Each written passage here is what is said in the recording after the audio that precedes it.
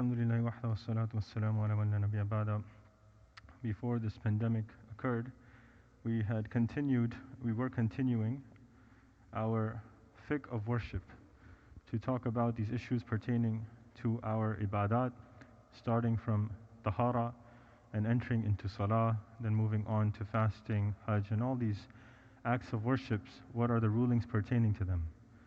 The deen of Allah subhanahu wa ta'ala has its limits, has its structure, and it is a code of conduct, a way of life. That is what Sharia is. It is a path. And that path requires understanding such that an individual can implement the deen and apply the deen at least on that individual level. That much is fardul ayn on every single individual. We will continue from the last time. If you recall, we spoke about wudu, and we are entering into dry ablution.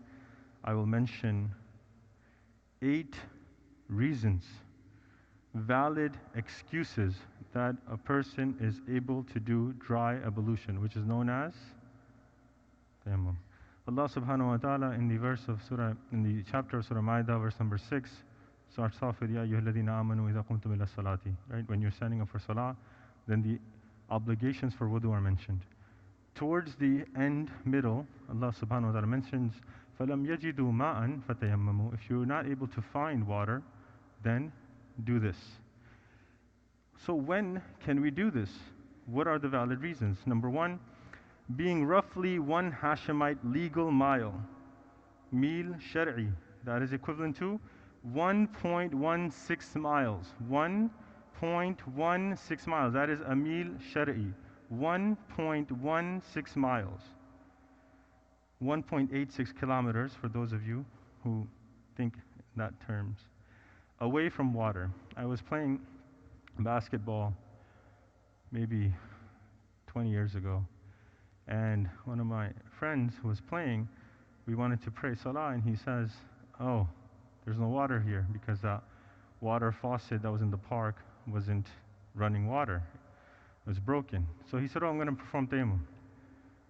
So, and even at that time, alhamdulillah, I was connected with some scholars, and I said, why are you going to perform tayammum? He's like, the park is here, and their house is all around, but I can't get water from them, especially Islamophobia. Even at that time, people, right after 9/11, people would be scared, so I'm not going to knock on their doors. So I said, okay, you're right, but if you walk down 5-6 blocks, there's a gas station there, you go the other way, there's a Starbucks there, you can go to the bathroom over there and use the water, or you can buy water if you have money. And he said, oh, no, that's too difficult. That's too much, you're asking for too much. Not having an understanding of the rules of Sharia, a person may be performing tayammum, but their salat is not accepted. So understanding that water is accessible, 1.16 miles away, you are able to attain the water. That is the distance. There are many other requirements I cannot get into now, but I'll at least mention this list and we can delve into it later. Number 2, extreme cold. That's number 2. Extreme cold. What does that mean? The likelihood of a person thinking this cold, if I use water in this cold, the likelihood of it causing injury to me, which could be sickness, which could be other forms of injury, losing a limb, whatever it is, I can perform tayammum. Number 3, sickness, and I'll get into that later. Number 4, wounds on most of the body.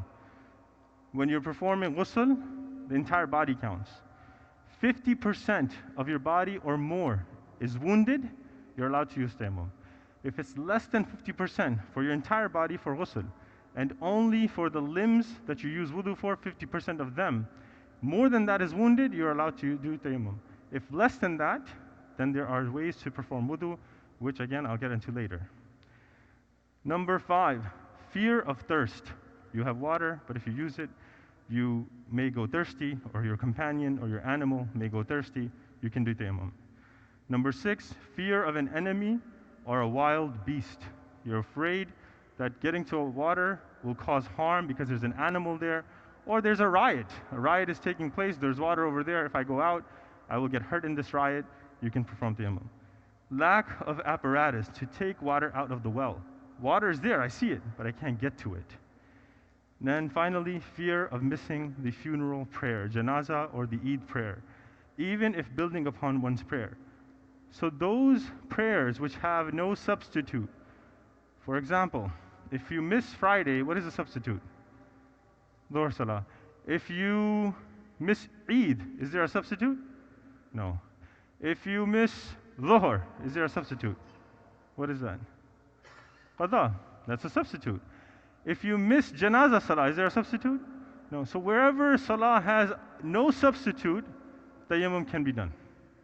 If a Salah has a substitute, you cannot perform tayammum. You have to perform wudu, even if time is short. These are 8 reasons why tayammum can be done. Each of them requires extra time, which we will try to get into later. Jazakallah khair. Assalamu alaikum wa rahmatullahi wa barakatuh.